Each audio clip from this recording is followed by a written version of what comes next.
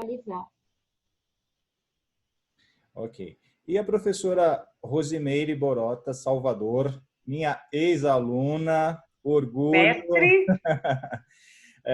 É técnica e tecnóloga em radiologia, né, tecnóloga pela FMU, é pós-graduada em ensino de ensino superior pelo SENAC, né, trabalha 10 anos no Centro de Referência da Mulher, no Hospital Pérola Bay, então já dá para contar algumas histórias. Muitas. Rose? E também é professora na Escola Técnica ESSA. Né? Então, assim, vou falar de mim também, vou me apresentar. Meu nome é Carlos, eu sou professor também, junto com as meninas, com as professoras Michele e Rosimeire, do curso de Tecnologia em Radiologia. Eu tenho uma formação sou técnico em Radiologia e sou biomédico, e também trabalho na área concomitante à docência. Tá? Então, atualmente eu estou trabalhando em um serviço público, um hospital infantil no estado e concomitante à docência. Então, tramitei aí pela área da radiologia também, né? Já tenho 20 anos na área aí. Então, também já dá para contar umas histórias, né? Um pouco, né? Bom, primeiramente, assim, o objetivo da aula de hoje é convidar a falar um pouquinho mais sobre a área, tanto a área de mamografia quanto a área de densitometria óssea. Assim, tem muitos alunos que já conhecem essas áreas, mas tem muitas pessoas que têm curiosidade de falar o que é uma densitometria óssea, para que serve. A mamografia a gente ouve muito falar, né, Rose? E eu queria que vocês também trouxessem a atual situação, né, que nós estamos vivenciando aí, que é essa pandemia, como que fica a área de vocês? Então, primeiramente, eu vou falar com a professora Rosimeire. Gostaria que ela falasse um pouquinho da área de mamografia, como que ela entrou na área, tá? Então, Rose, por favor, fica à vontade. Boa noite. Bom, Carlos, pessoal, galera, assim, eu caí como por acaso na mamografia. Eu era muito boa no raio-x e eu recebi uma oportunidade a quem eu agradeço eternamente, de uma pessoa, Juliana Chagas. E ela chegou para mim e falou: "Você quer aprender?" Eu falei: "Eu quero." Mas eu pensei que eu iria aprender. Era uma clínica particular, onde ela prestava serviço, né?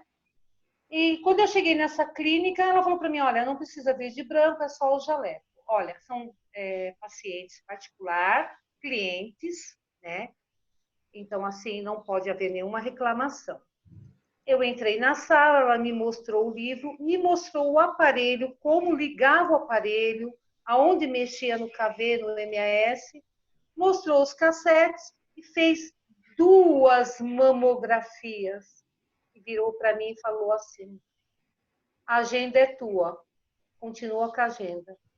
Eu gelei. Imagine você que nunca colocou, uma pessoa que nunca havia colocado a mão em uma mama. Você, de repente, numa clínica particular, ter que chegar e posicionar a paciente. Então, assim, eu agradeço eternamente, porque eu sabia o que eu aprendi no curso técnico na época. Né? Geralmente, os cursos técnicos só pincelam. Por isso que hoje, como professora, eu tento passar, além da teoria, a minha prática, a minha experiência, e mostrar que é muito mais do que está escrito ali. Porque, em primeiro lugar, empatia. Ao você recepcionar a paciente, né? Você tem que ter empatia, se colocar no lugar dela. As pacientes já chegam daquela forma: "Carlos, levanta os 2 ombros." Pensa, com medo. Então, eu já peguei pacientes que desmaiaram, pacientes que, quando olharam para o aparelho, choraram. Então, você tem que trabalhar todo esse lado psicológico. Então, não é simplesmente posicionar, é muito mais do que isso. E é muito gratificante, principalmente quando você pode, nós somos os olhos dos médicos, né? Então, se eu perder 1 centímetro ali, eu posso estar prejudicando a paciente. Porque daqui a 1 ano, essa lesão pode estar enorme e o tratamento ser radical. é um exame que ele é fundamental, né, Rosa? Assim, é um momento difícil para o paciente, é um momento que ele tem uma expectativa e cria uma ansiedade muito grande no resultado, e que a gente sabe que a competência do profissional é fundamental para a qualidade do exame. Quando você começou, eu não sei se você já começou na mamografia digital, que existiam antigamente as duas modalidades, agora muito mais digitalizado, e antigamente existia um método analógico. Esse método analógico, ele é muito mais difícil para vocês trabalharem, Rose? Sim, é mais difícil porque você tem que dar a técnica certa, né? Então, a quantidade de KV e MS exata, porque senão o médico não consegue dar um diagnóstico, porque o analógico praticamente sai branco e preto, né?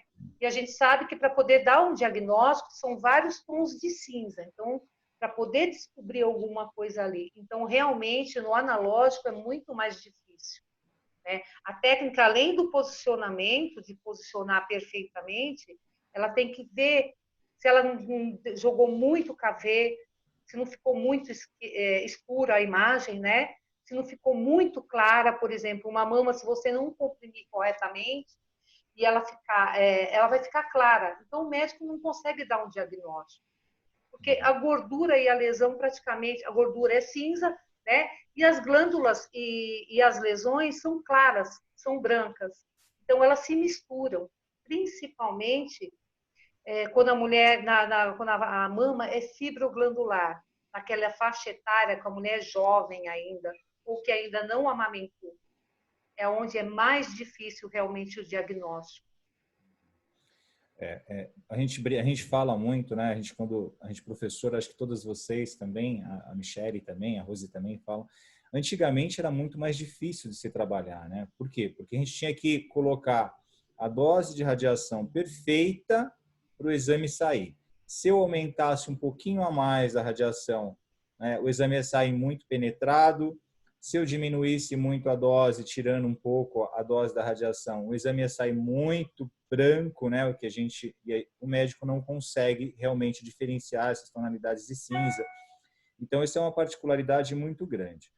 O que a gente tem, às vezes, em sala de aula, assim, que eu presencio, eu falo assim, gente, o que vocês querem seguir, né? Qual a área que você se interessa mais? Já para um aluno de quarto, quinto semestre, né? E tem muitas meninas que elas falam para mim, professor, eu não gosto de mamografia, eu não quero fazer mamografia. E a gente explica esse mercado de trabalho e a importância para o profissional ele se capacitar em mamografia também, principalmente as meninas. Eu gostaria de saber de você, você falou para mim que começou, Rose, no raio-x, né? E aí depois você migrou para a mamografia. Essa transição e como que você enxerga isso, essa especialização dentro do tecnólogo, como uma ferramenta de entrada no mercado de trabalho? Carlos, é importantíssimo todas as meninas saberem fazer, né, mamo e DO, fora outras modalidades. Vou dar um exemplo apenas, raio-x. Então, não adianta a pessoa saber só uma modalidade. É acompanhado. Para as meninas, o essencial para elas entrarem na área é saberem raio-x, mamo e DO. Então, isso é essencial para elas. E para os meninos, eu sempre falo para os meus alunos que eles têm que saber por quê. Se você não vai ficar, você não vai trabalhar com mama, porque existem homens que trabalham na mamografia, tá? Não vou generalizar, mas existem alguns locais que ainda tem homem. Quando eu comecei nessa clínica, eu ficava na parte da manhã e à tarde era um rapaz. Então, por aí você vê, não está tão longe. E eu estou ouvindo as minhas colegas de trabalho falarem que tem locais que estão pegando homens também.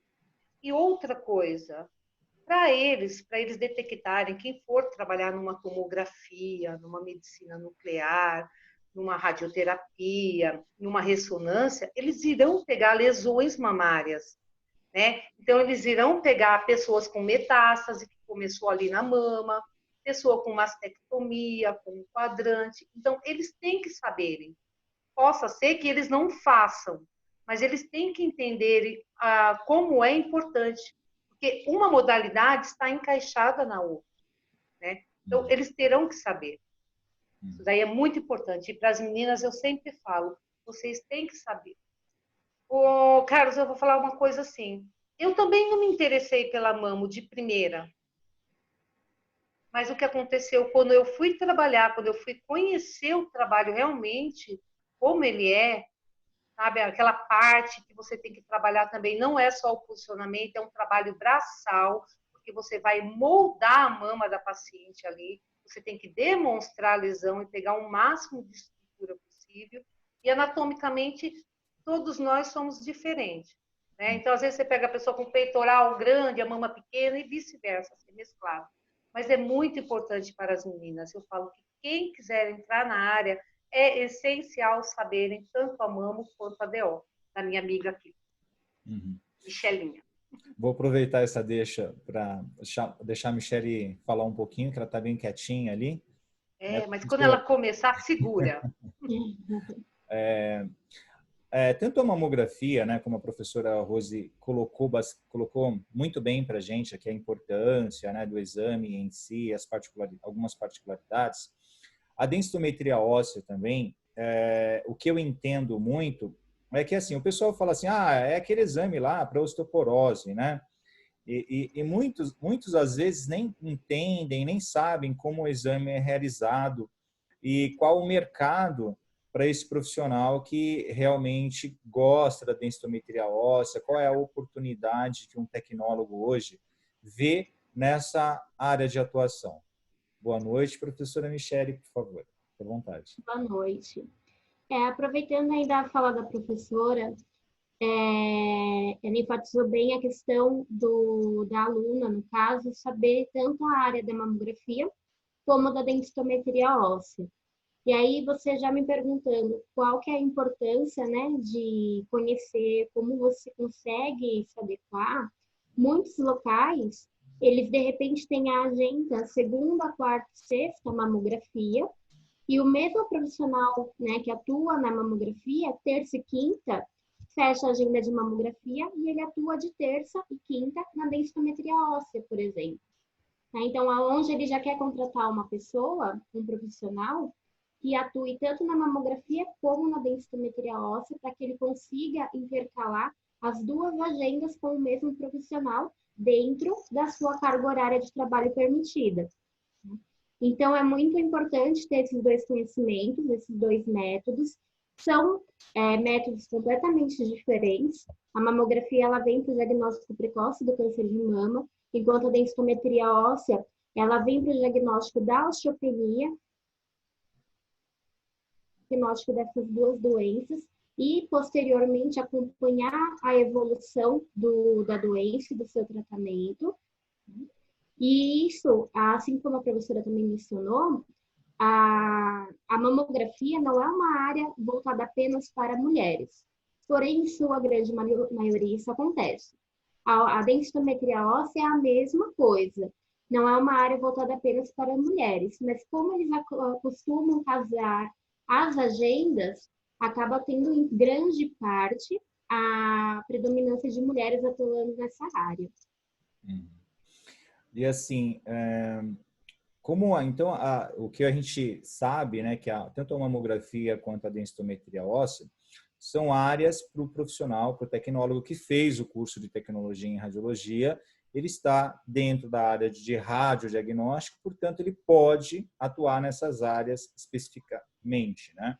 Então tem aí a oportunidade, tanto homem quanto mulher, trabalhar tanto na mamografia, menos, né, a gente pode dizer que menos na mamografia, mas a densitometria óssea, né, tranquilamente. Ainda na densitometria óssea, como que a professora vê uma situação de prática profissional, de atuação profissional, uma qualidade que o profissional precisa ter para atuar nessa área específica? O que ele precisa conhecer de fato? E qual a particularidade da área? Qual o rol de pacientes? Que tipo de paciente é que vai procurar um serviço de DO hoje?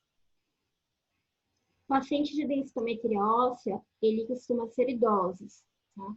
O exame ele é indicado a partir dos 50 anos em média. Tá? Porém, a procura real é acima dos 60, 65 anos de idade.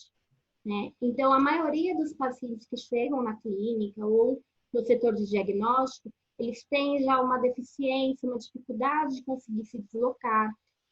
Você precisa ajudá-lo, então você tem que ter uma paciência, um cuidado, uma atenção diferenciada. Né? Porque ali a sua atenção, o seu desdobramento, ele vai ser diferente. Além disso, é muito importante ficar atento à imagem que está sendo analisada, que está sendo gerada, porque às vezes pode acontecer que o equipamento ele traga algum tipo de artefato, algum problema, tá, do próprio software. E aí você precisa estar atento para verificar se precisa interromper o procedimento ou não e reiniciá-lo. Não deixar ele correr todo o exame para depois se dar conta que precisa reiniciar, tá? Já verificando a questão de proteção radiológica. Professora Rosimeire. Oi? Rose, diz uma coisa, assim, as mulheres, né, elas têm, hoje em dia a gente está muito preocupado com vaidade, né? Então, assim, existem muitos tratamentos de beleza e a estética, ela está muito em alta, né? E tem muita menina jovem, mulheres jovens aí colocando silicone, né? Eu queria que você desse uma palavrinha assim sobre, eu acredito que seja a dúvida de muitas pessoas, né? Poxa, tá colocando silicone lá na frente, vai precisar fazer um exame de mamografia, tá? Como que você vê esse tipo de paciente chegando para você para fazer uma mamografia hoje? O que muda de um paciente com silicone sem silicone? Bom, em primeiro lugar, que elas ficam com medo que você vá apertar e estourar o silicone, né? Isso não acontece, tá?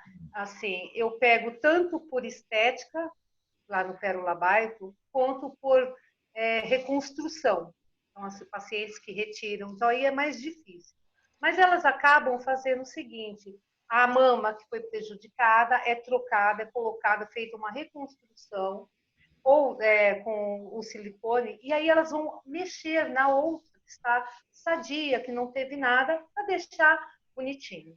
Tá? Então, a primeira coisa, a compressão não é igual a uma compressão normal de uma mama sem silicone. Então, tem essa diferença. O único problema que é mais dolorido é na hora da gente fazer a famosa manobra, que é o quê? A gente tem que afastar, né, empurrar a prótese para pegar só o que sobrou de tecido mamário, ou seja, só o que ela tem de tecido, aí sim você comprime normal. Por quê? Para ver se tem alguma lesão, né? Porque geralmente, nesses 10 anos, eu vi assim que muitas pacientes, tudo que você vai fazer por estética, você tem que pensar no depois, na manutenção. Então, tem pessoas que colocaram silicone há mais de 15 anos e não trocaram. Então, tem todo esse cuidado, né? Não é diferente. Mas as jovens que vão todas satisfeitas, né? Assim, a dose é maior de radiação, porque conforme você comprime menos, vai ser maior a dose. Você está controlando o horário que eu estou vendo. Não, tá tranquilo. Tá? Mas, assim, a preocupação tem que fazer mamografia? Sim, elas também fazem mamografia normal, igual às outras. E não precisam ter medo algum, tá? Assim, a compressão, ela é a ideal, não irá estourar a prótese, podem ficar tranquilas as mulheres.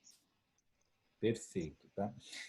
Eu acho que é uma dúvida que muita gente tem, né? Eu tenho até eu dou aula em outro curso e tem uma atividade prática, né, sobre mamografia, que tem uma classificação BIRADS. Então, eu acho assim que é um exame super importante para as mulheres, né, que isso deve ser difundido, que essa informação deve ser cada vez mais passada, né? Uhum. E que muitas das vezes não sabem como é realizado, né? De que maneira é realizado. A prótese, a gente sabe que existe aquela manobra, eu não sei o nome da manobra. Eclante. Isso. É. Né? Tem uma manobra específica, É lógico que os homens que estão fazendo radiologia, eles não pensam, né, em fazer mamografia em si, né? Eles vão mais para a área de, eu quero trabalhar com tomo, eu quero trabalhar com ressonância magnética, mas a gente vê que é uma modalidade que é interessante você saber, que é importante você conhecer, mesmo porque em alguns concursos públicos até cai, né? Tem conteúdo, né, que é abordado e é preciso saber para, de repente, aproveitar uma vaga num concurso público. Professora Michele, nessa época assim em que nós estamos vivenciando hoje, com a pandemia, com várias situações aí em que a gente acaba não saindo muito de casa para evitar esse contato, né? Um paciente, por exemplo, que que precisa fazer um exame de densitometria óssea, existe, por exemplo, algum outro tipo de exame que possa substituir a densitometria óssea ou ela é específica? Só para, por favor. Existem outros exames que eles tentam similar a densitometria óssea, porém a densitometria óssea é considerada o método padrão ouro, ou seja, o melhor método para diagnosticar a osteopenia e osteoporose. Porque ele é rápido, ele é seguro, tem baixa radiação ionizante, que no caso é radiação X, é de baixo custo, e é acessível. Então, o que acontece? A sensibilidade dele também é muito boa. Então, se tiver uma perca de 1%, ele já consegue detectar. Então, só para vocês entenderem esse comparativo, uma radiografia, que também é rápida, que também é de baixo custo, também tem uma dose, digamos assim, baixa de radiação, ela consegue detectar, mas tem que ter uma perca de 30% de massa óssea. E essa perca de 30% de massa óssea já é um grau de osteoporose muito elevado. Enquanto uma densitometria óssea, ela consegue verificar perda de 1%, ou seja, o grau inicial, digamos assim, que é a osteopenia. Você consegue um tratamento sem chegar em algo mais grave, que não te leve a um risco de uma fratura, por exemplo. Então, substituir, não. O ideal, o padrão ouro, é a densitometria óssea. E nessa época, assim, os pacientes, que são pacientes mais que fazem a densitometria óssea, são pacientes idosos, né?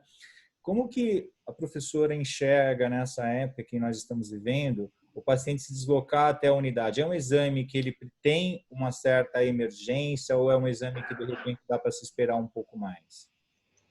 Tudo vai depender se ele é um paciente para diagnóstico, com algum tipo de motivo específico, ou se ele apenas está acompanhando um tratamento.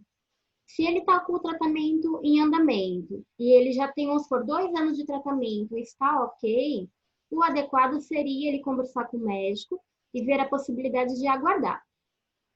Agora, se ele teve uma fratura sem nenhum tipo de trauma específico, ou nenhuma queda, por exemplo, né? Então ele estava fazendo algo leve, abaixou, sem tropeçar e teve uma fratura. Isso é um grande indício que ele tem osteoporose. Aí não tem como ele esperar para fazer o exame. Tá? Então, se não for um indicativo muito forte, o ideal é conversar com o médico e aguardar. Perfeito, perfeito. E a professora Rose? Rose, vou te chamar de Rose, tá? Não vou chamar de Rose Pode mesmo. chamar, Carlos. Rose, a mamografia, né? Quando a gente tem aí, sabe que existe as classificações, tem os pacientes que eles estão postergando um pouquinho os agendamentos de exame, mesmo porque tem medo de ir até um hospital, tem medo de ir até uma unidade para fazer um atendimento, porque correm um risco, né, de contrair, né, a Covid-19. Como que você vê, por exemplo, um paciente que tem um acompanhamento de um BIRADS, vamos colocar uma classificação BIRADS, é uma classificação que vai do benigno ao grau mais avançado, né? E é sugestivo câncer. Em alguns pontos, ele chega a ser a BIRADS 5, BIRADS 6, uma fase bem avançada no estadiamento e acompanhamento, né? Esse paciente, como que você enxerga um paciente que faz um controle semestral, ele fazer ou adiar esse exame nessa época? Então, Carlos, a agenda está assim. A mamografia de rastreamento, que é aquela que a paciente não tem nenhum sintoma, não sente nada, seria aquela que ela faz anualmente, né? Não tem problema. A agenda está fechada. Atualmente, o pessoal está trabalhando, as empresas, né, os hospitais estão trabalhando com o quê? Mais com o diagnóstico, ou seja, pacientes que estão com BIRADS 4. 4 tem 4A, 4B e 4C, que é uma leve, uma média e uma alta suspeita de malignidade. Então, pacientes com microcalcificações agrupadas estão sendo atendidos, estão fazendo, as biópsias estão ocorrendo normalmente, as cirurgias também, né? Então, só essa parte que está. O restante, agora, aos poucos, a agenda irá voltar ao normal, então, irão entrar em contato com as pacientes, e aí sim, elas vão retornar fazendo o exame dela periódico, ou seja, o de rastreamento. Atualmente é o de diagnóstico, ou seja, só os casos que realmente precisa, pacientes pós-cirúrgica ou que estão com a suspeita, com as microcalcificações. Essas estão sendo atendidas. Fiquei sabendo hoje por uma colega de trabalho, que ela também voltou para a unidade dela agora, e ela falou que a agenda lá começou a voltar. Então, agora, a partir de agora, de julho, as agendas vão retornar. Mas isso vai ter que ser feito aos poucos, porque ficou acumulado. Você imagine a quantidade de mulheres nesses meses todos, né? Que estão precisando fazer. Porque às vezes é num rastreamento que a gente descobre que a paciente tem alguma coisa.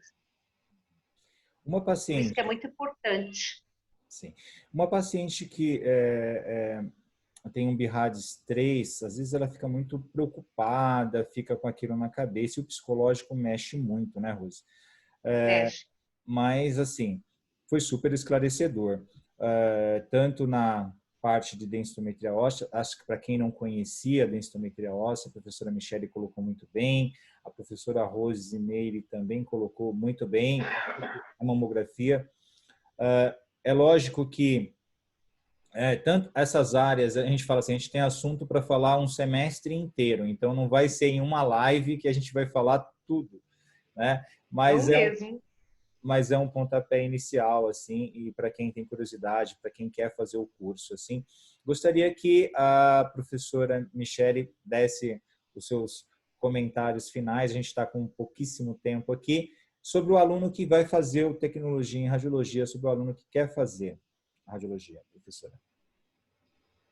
No geral, o curso de radiologia, ele traz uma gama de oportunidades, né? Você consegue trabalhar e aprender tanto na parte de diagnóstico como tratamento. Então, hoje nós temos a mamografia, a densitometria óssea, que trazem diagnósticos diferentes, né? Trabalham com métodos diferentes, porém, são áreas que as pessoas devem conhecer. Mesmo o profissional deve conhecer para atuar, né? Além disso, nós temos a tomografia, temos a ressonância. Hoje em dia, tem muitas vagas que, além de pedir que a pessoa saiba mamografia e densitometria óssea, algumas pedem a radiologia convencional, como a professora Rose tinha comentado, e eu já vi vagas que pedem mamografia, densitometria óssea e tomografia computadorizada. Tá? Essas três outras também. Então, é uma gama de oportunidades, por isso que a gente tem que ir conhecendo, ver qual que se adequa mais. Tem a radioterapia, tem a medicina nuclear, tem a veterinária, né? Então, tem a odontologia. Então, com certeza, tem alguma área que você vai conseguir se adaptar, que você vai se identificar, seja na área humana, seja na área da veterinária, ou até mesmo em hospital, né? Porque o bacana da radiologia é isso. Às vezes a gente conhece só lá a radiografia, né? Ou a mamografia. E aí, quando você entra no curso, você descobre que o universo é muito maior, né? Tem uma gama de oportunidades e às vezes você começa com uma ideia e se apaixona por outra. Perfeito. Bom, gente, eu quero agradecer, né, as duas professoras, a professora Rosimeira, a professora Michele, pela espontaneidade de estar aqui.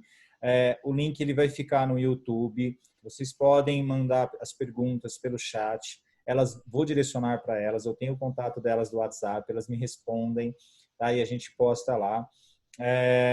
E aqui também o tempo é muito curto, né? mas vai ficar gravado e depois a gente vai divulgar aí nas redes sociais essa palestra, esse encontro bem bacana para falar de radiologia. Espero que tenha outros encontros, professoras. Quero agradecer. Obrigada. Tá bom? Posso só falar uma coisinha? Claro. Muito obrigado. Eu espero, galera, que vocês que não são da FMU, que venham para a FMU. Vocês serão muito bem acolhidos, viu? Professores maravilhosos e todos capacitados, viu? Um beijo, Carlos. Esqueci de falar, nós temos também o application, né? Na nossa área. São várias especialidades, né? Então, assim, é um leque muito grande de especialidades dentro da radiologia, né? Carlos, você vai conseguir deixar o link disponibilizado para eles do artigo? Sim, sim, eu posso disponibilizar no chat da gravação do YouTube e aí, de repente, a gente coloca aqui no bate-papo. Não vai dar tempo de disponibilizar, mas no chat do YouTube eu consigo disponibilizar. Depois eu passo o caminho para vocês também. Tá, eu vou falar para eles então. Vai ficar disponível, então, o link de um artigo sobre a osteoporose, né? Ele foi publicado no final do ano passado, 2019, de autoria minha, então vocês vão conseguir conhecer um pouquinho mais sobre a densitometria óssea e a osteoporose em si. Então, é um caminho para vocês conhecerem um pouquinho mais sobre a área e a doença. É isso aí. Bom, pessoal, obrigado, né? Uma boa noite. A gente vai encerrar por aqui e a gente se encontra aí nas próximas lives. Beijo, meninas. Muito obrigada. Beijo. Obrigado pela oportunidade. Tchau, tchau.